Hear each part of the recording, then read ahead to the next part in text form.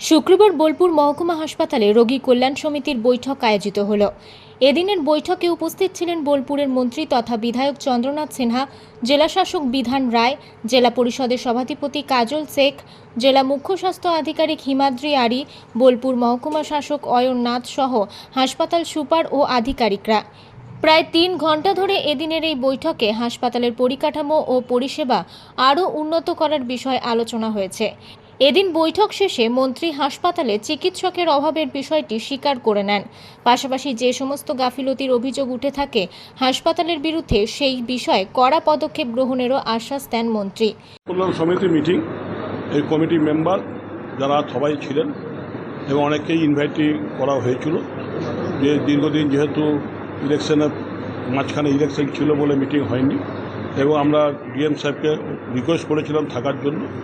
উনিও আজকে এসেছিলেন এবং যা সমস্যা নিয়ে আলোচনা হলো পুরোপুরি তো দেখলেন কতক্ষণ ধরে মিটিংটা চলল এবং এজেন্ডা ধরে ধরে যেমন আলোচনা হলো, আগের দিনে যে আলোচনাগুলো হয়েছিল সেখানে সেই ইমপ্লিমেন্টগুলো কেন হলো না, হয়নি, সেগুলো নিয়ে ডিসকাসগুলো আলোচনা, সুন্দর আলোচনা হয়েছে এবং আমরা সুপার সাহেবকেও অ্যাসুরেন্স করলাম যে মাঝে মাঝে গোলমাল হয়, যে আমরা অনুরোধ করলাম যে ডাক্তার বা নার্স যারা আছে তারা যেন ব্যবহারটা ঠিক করে। আর আমরা খুব ডিএম সাহেবকেও দায়িত্ব দিলাম, এখানে এসডিও সাহেবও এসেছিলেন, একটা চেকপোস্টের ব্যবস্থা আমরা খুব শীঘ্রই করছি যাতে সিকিউরিটির যে অভাব ওনারা বোধ করছেন সেটা কেটে যায়। যদি গাফিলিত হয় সেটা বড় অপরাধ। আর যদি ডাক্তারের ওভার চাপ পড়ে, বেশি চাপ পড়ে, তাহলে সেগুলো দেখতে হবে, আমাদেরও সেটা দেখতে হবে। সেটা ডিএম সাহেব এসডিও সাহেবকে পাঠাবেন সোমবার। ওনারা ডাক্তারের চাওয়া হচ্ছে, ডাক্তারও চাওয়া হচ্ছে এবং সেটা লিস্ট এসডিও সাহেব সোমবার আসবে। কোন এমার্জেন্সি ডিপার্টমেন্টে কী কী ডাক্তার লাগবে না লাগবে আমরাও সেটা কলকাতায় চেষ্টা করব এবং আমাদের সিএমওইজের মাধ্যমেও স্বাস্থ্য ভবনে পাঠানো। অন্যদিকে জেলা শাসক জানিয়েছেন দুর্লভ অপারেশন হাসপাতালে না করা হলেও বিশেষ কিছু অপারেশন যাতে করার প্রক্রিয়া চলে সেই বিষয়ে আলোচনা করা হয়েছে। পাশাপাশি হাসপাতালে চিকিৎসক বৃদ্ধির বিষয়ে স্বাস্থ্য ভবনে জানানো হবে বলেও জানা গিয়েছে এদিনের এই বৈঠক থেকে। এছাড়াও গুরুত্বপূর্ণ বিষয়গুলি নিয়ে আলোচনা করা হয়।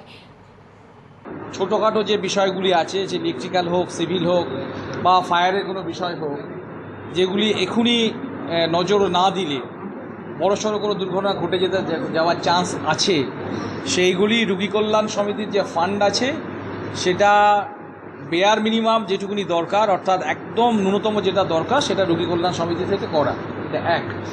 2 নম্বর হচ্ছে স্বল্পকালীন যে বিষয়গুলি আছে সেগুলি আমাদের জেলা পরিষদের নিয়ে যাওয়া, আমাদের ডিস্ট্রিক্টে নিয়ে যাওয়া, সেটা আমি এবং সভাধিপতি সাহেব দুজন মিলে বসে দেখে নেব যে কোথায় কি ফান্ড আছে, সেগুলো দিয়ে আমরা এটা করতে পারি।